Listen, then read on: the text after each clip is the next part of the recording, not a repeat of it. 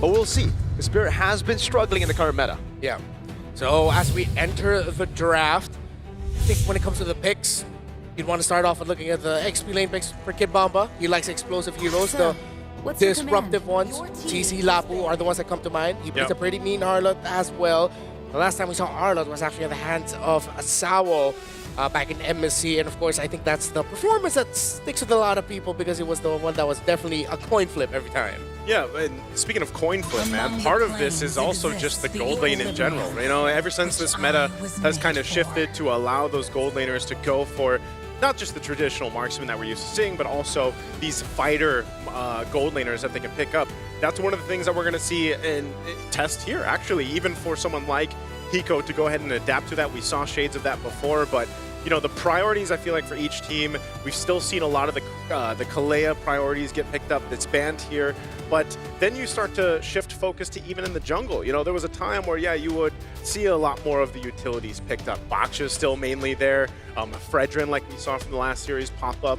But, you know, it takes that specific lineup to work. This is interesting, though. A Valentina first pick for Evil. Yeah. I think it's this whole Sora deal. Sora's open, and instead of picking them up themselves, they just decided to pick up the Valentina first, blocking the Sora. But as always, so blind.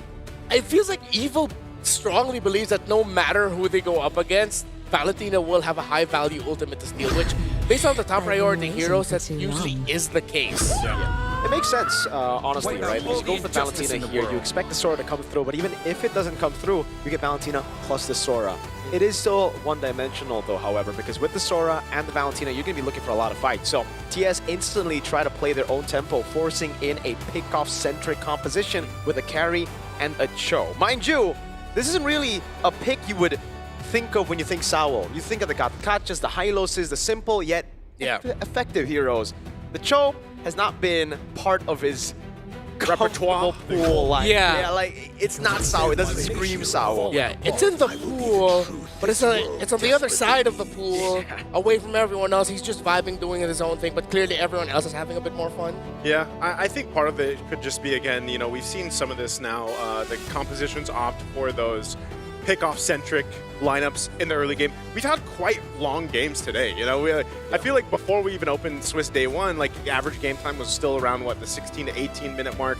Now we had one game almost reach the 30-minute mark today alone, and a couple that went 20 minutes past. So Cho is one of those heroes that allows you to go ahead and pick off early on. Paired up with a Farsa is even better. So now you've got really good damage control in the early game, pick off potential, and all that to later, again, like we highlighted from that key to victory, let Hiko scale up. You know, it's a carry. You need some time to build up.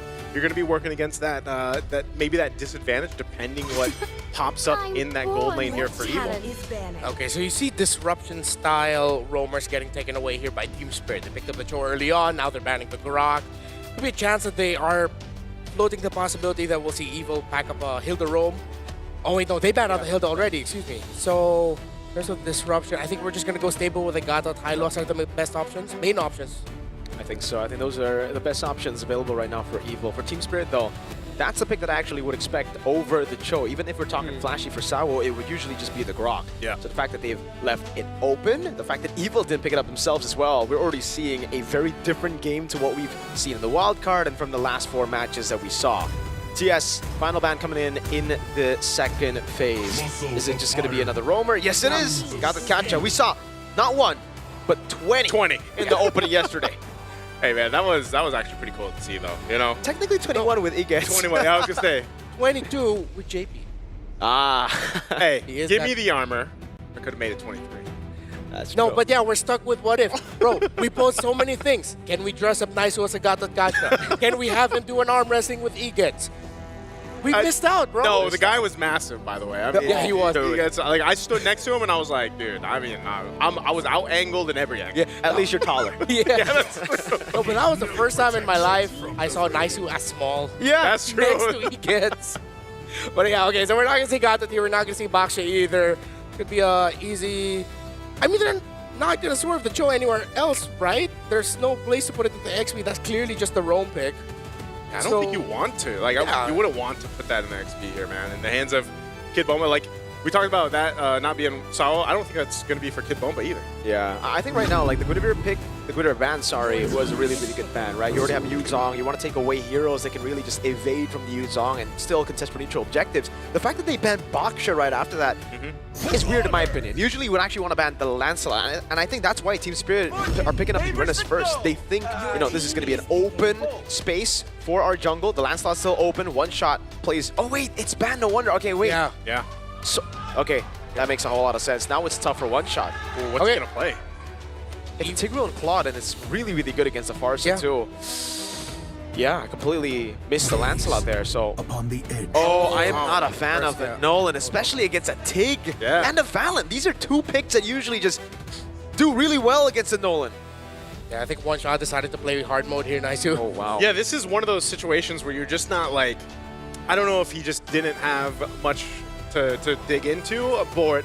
But the Nolan is just, even when we've seen it in our own regions, I mean, Nolan in general just hasn't performed too well ever since the changes that came through, and he's going to struggle inside of the jungle. So I feel like, you know, for this to work for TS, I mean, even looking at the lineup rating here, it's going to favor Evil just because of what we're talking about here.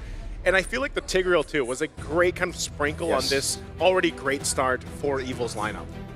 There's something in the wind, a shiver down my spine.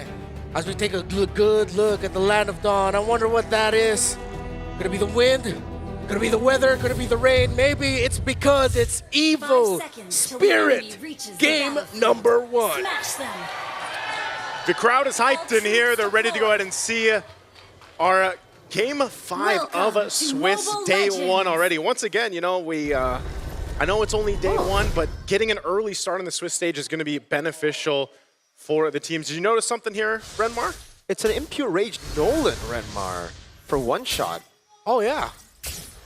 Back in the day, before obviously when Nolan was still meta, it was Lethal Ignition. Yeah. I'm not too sure about the Impure Rage. I guess it's the same kind of value you would get from like a Frederick going for Impure Rage, right? Yeah. You get it, translate it over, you clear really quick, and that's exactly what he's doing already. One shot, taking away the green cam without any help, even without mid-prio. Actually, I think that is something that we saw in MPLP-H when we saw the Nolan 1 or 2 times. It was also just Impure Rage already. Then Nolan was packing the Lethal Ignition for the burst. So really just going for the utility instead.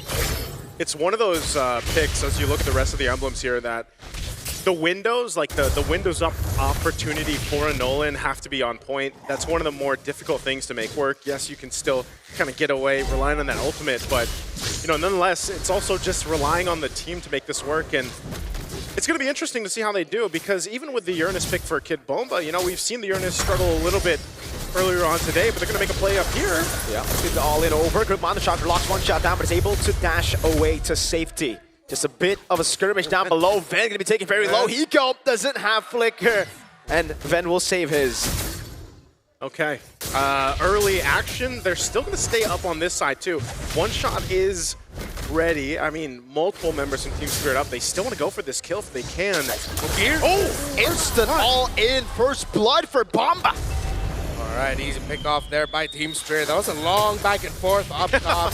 I think it's because you also just see the strength of the Evil lineup. A lot of crowd control, strong ones at that too. Sayla forced to use the flicker in mid. One shot gets the turtle. That's just a lot of value across the board for Team Spirit. That's a lot of little wins across the map already in this first, you know, couple minutes of the game. And you can see what they're going to do. They're going to continue to put pressure on this side of the jungle, providing information. I think they're just going to disengage after that.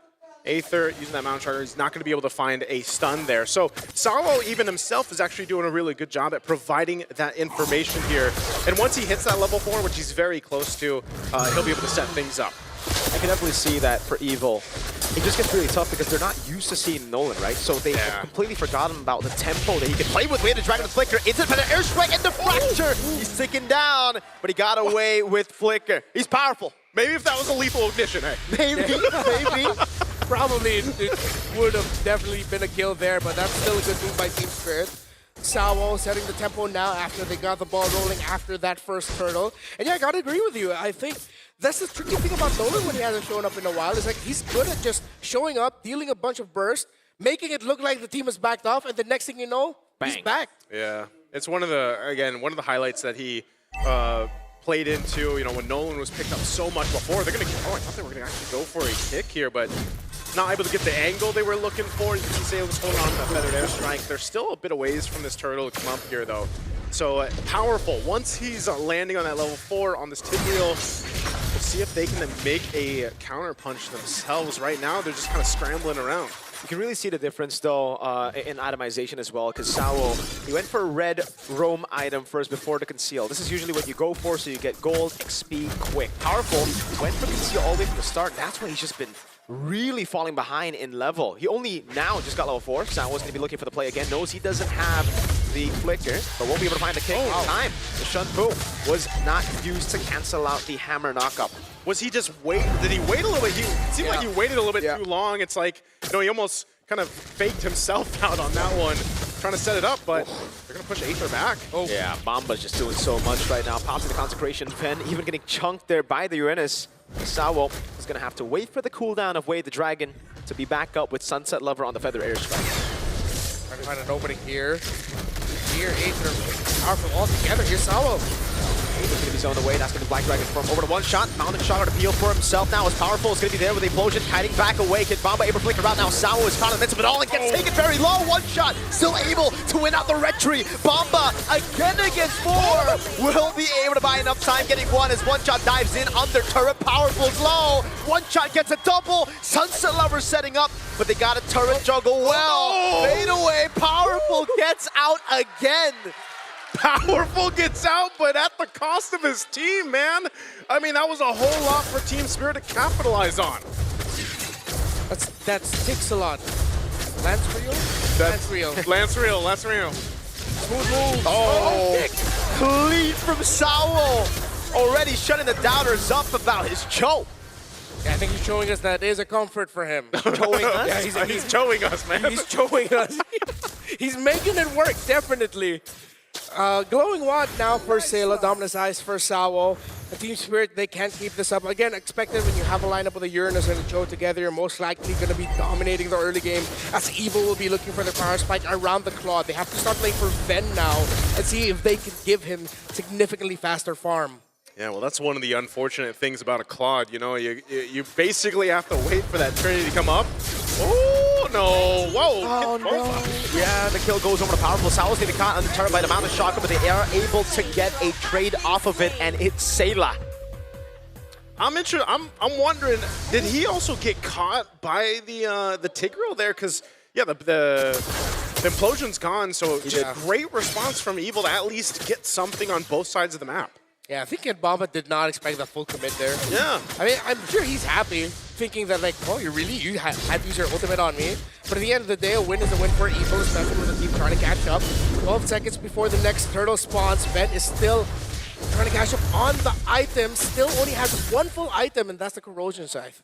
Yeah, that's what I was saying. You need plenty of time to build up there, man. And that's one of the unfortunate things about Claude. But once it's there, you know, this combination, this team comp, that Evil does have. Look at One Shot. Shot. Work. Yeah, well, look at. I mean, he's been here the entire game, man. This is maybe what Nolan does best. You know, the traps. Always great to have a Nolan play like that, but it really is again off-putting for Evil. They pop in Mountain Shocker. Actually, is able to show where the Nolan is, so they go straight for it. Gear goes over Petrify. Instant Purify out now. Sao with the way to Dragon able to lock Gear down, but it's going to be Implosion to peel away from them, but they go all in again. The Blazing Duet is able to get Sao down, but now One Shot joins in the fight. Fracture doesn't land. Aether able to get the turtle. Team Spirit looking for the chase, but won't be able to chase all the way unless the Feather Airstrike comes up in time. Sunset Lover gets the shot, and One Shot. It's like a bit of combo fracture. Sayla gets out with the Valentina. There's just something about Nolan, man. It's just like he's lacking that damage that we saw so much before when he was kind of busted, you know? But now it's more so of, like you mentioned, Renmar earlier, Nolan kind of is there to keep you on your toes, you know? He shows up when you least expect it. He's able to pop up some damage, then he disengages. But he has been in the jungle of Evil. And even though Evil's able to find some things here and there across the map, they still have so much ground to cover. I mean, again, looking at the itemization here, they just don't have much to survive that burst that's coming through. And part of this is, again, Sunset Lover with the Genius Wand and the Lightning Truncheon now.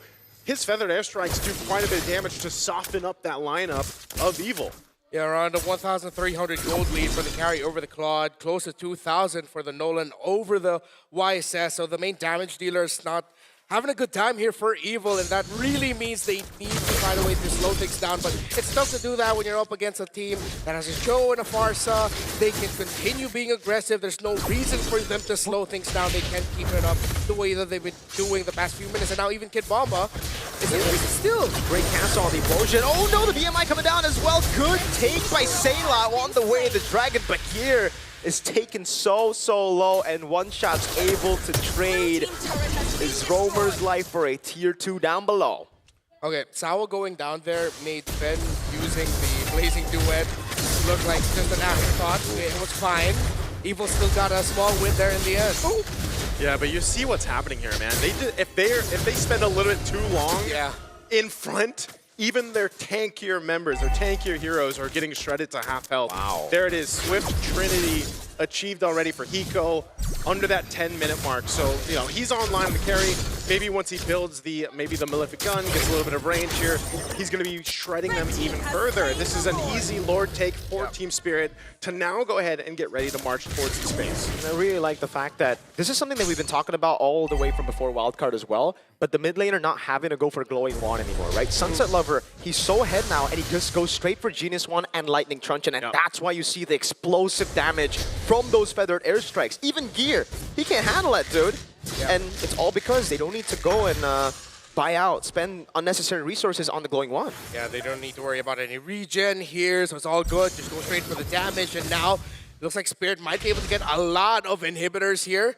They could, I think if they could go for the full Brazilian, I think they can. Just the full wax. I looked at, we made eye contact for a second there because I was like, full Brazilian, man. Hey. It'll be a bare naked face. Yeah, that's true. It's going to be exposed, as I like to call it. They get rid of the Holy Shield, all right? That's about it right now. They are going to go for another wave. Bottom mid. But yeah, for now, it's just them playing it safe. They don't really need to do anything too crazy. Bomba does pop in Consecration, baits on the Mountain Shocker away, and now tries to zone them to the backline. Skier goes in for the Furious Dive and the Petrify, and is able to land it on Hiko as Sayla steals the Feather Airstrike and zones them back, says, all right, that's enough, brother. I gotta say, like, the fact that they're down 8, almost 9,000 gold, that's an okay defense. You know, you need to buy yourself enough time to go ahead and let Ven get these items that he needs, and that's getting more difficult. Now, Team Spirit, they're still gonna stay on this side of the map if they want to. Sao could literally lead into this base and force a fight if he wants to with a flicker. So if Feather Airstrike comes down, they might just want to get this turret, but still having difficulty actually getting to these turrets and getting them down. But Hiko now does pick up that Malefic Gun, so he's got a little bit more of that range. Kid Bomba as well gets himself the Chastised Pauldron. So that power spike it's already been there for Team Spirit, and Evil is having a difficult time at trying to match the survivability that they need. That's why this time, being able to buy more of this time is important for more so their frontliners, especially powerful, man. We've seen it so many times, guys. If a Tigreal is able to get a set up, like on multiple members. Yeah, and I think that's why Team Spirit have just been playing around the Feathered Airstrike during the base siege. It's like, okay, clear minion waves. They didn't force anything. Okay, we're not going to force anything. They're worried that they'll just walk into a big implosion that will risk turning this an 8k gold lead into 5, which makes things more manageable. And if they mess up even more, it could go down to 3, maybe even things out. So Spirit are still just taking their conditions, making sure they get the items. They have BOD now for one shot. Lord is up at 16. They're playing that split where in out. One shot is going away from the rest of the team, and he's the one managing the minion waves. So they're still very fundamental here. This is the thing, it's just not fun to be powerful, you know, trying to scout things out, and the next thing you know, he's at half health, he's got to go reset. They most likely can't do anything about this Lord. It's going to be quickly taken down by Team Spirit. So they'll try to scrap up what they can on this side of the jungle, but Sao goes for a kick, not the direction he was looking for. Yeah. He'll take it though, again, not expending that flicker because the play here is it'll be back up by the time the Lord goes and gets towards base here. So this is potentially now for Team Spirit a winning angle off this push. It's going to be crucial for Evil to make this work. And if we look at the defense capability of this lineup, we have to see what Sayla, I'm sure he's going to get the Feathered Airstrike. They need that to be able to survive this push from the Lord here. Sure. Wings and the Endless Battle now by Gear and Aether respectively, with the Lord marching a 10,000 gold lead. This should be endable, but knowing Team Spirit and seeing how they've been playing the past few minutes, they still might also just go for, okay, we got a tower, we still don't have a kill, let's wait for the next minion wave, because they're really just very wary about Gear and Powerful chaining crowd controls together and punishing Team Spirit. Yeah, he got a melted gun on Eco. Oh my goodness, the lightning truncheon doing so much. A bait on the implosion by one shot with the fracture. Sawo gets the immortality. Will be going for a crazy play. We had the dragon and flicker, but it actually sends him off here. So they're popping the black dragon form now with Sunset Lover, and Eco is able to just run through Gear. The Lord is going on the base. Powerful is going to be shredded down as well as Eco goes straight for the base, and they'll end it at 14 minutes and 4 seconds. Team Spirit coming out with a dominant win. You can see how happy Kid Bumba's about that, and the rest of the squad here. Smiles across their face, man, because, again, this was a clean game, about as clean as it can be for Team Spirit in this best of one against Evil. Yeah, they managed things very well. Sawo proving us wrong and saying, hey, it's a comfort for me. I was about to say something, but I realized it would sound kind of sus. I'm going to save that for later. Team Spirit, congratulations. Evil, not the start of the campaign that they wanted for sure, but hopefully we got to see them a little bit more of what they can show off. I think Team Spirit, just starting it off by going up against Team Spirit, it's just, it is what it is, man. You still have other competitors that you can go up against. And it's just really well played. Again, like in the drafts, the Nolan last pick into, again, the Impure Rage choice and how they were able to path around.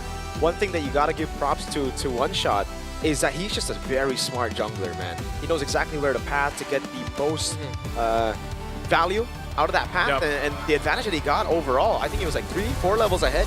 Yeah, I mean, Team Spirit as a team had great macro, but I think that great macro was started by the Nolan just being everywhere.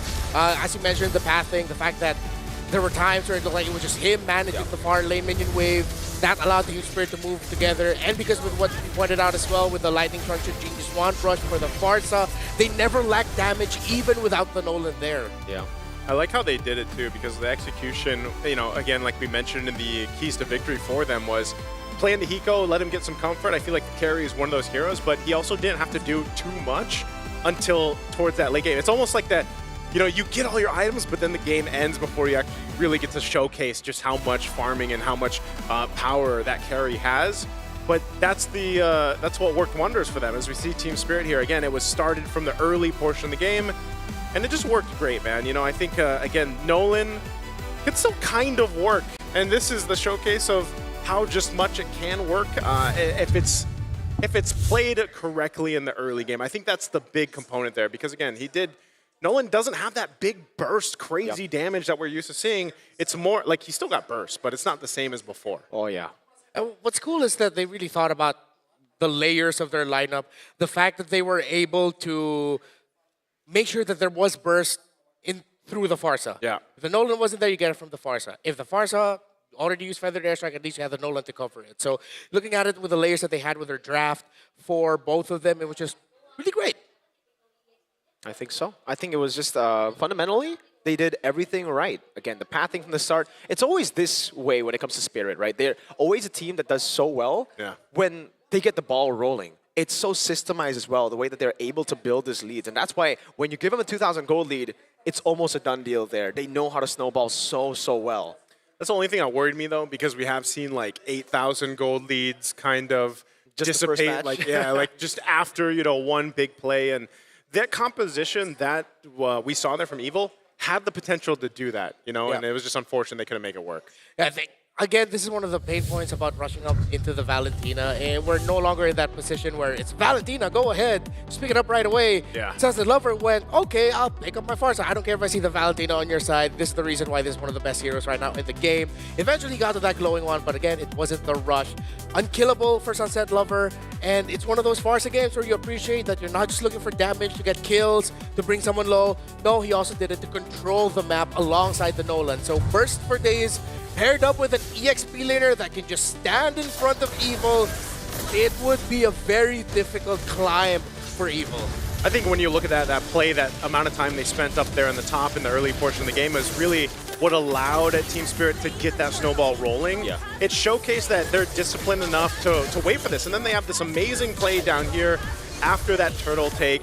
And, you know, it's easy pickings for them other than Powerful. Powerful did manage to stay alive from this, which was great. But unfortunately, again, you know, the cost of your teammates. And then Sawo showcasing just how good he can be on the Cho. And this is where Powerful did catch Kid Bomba.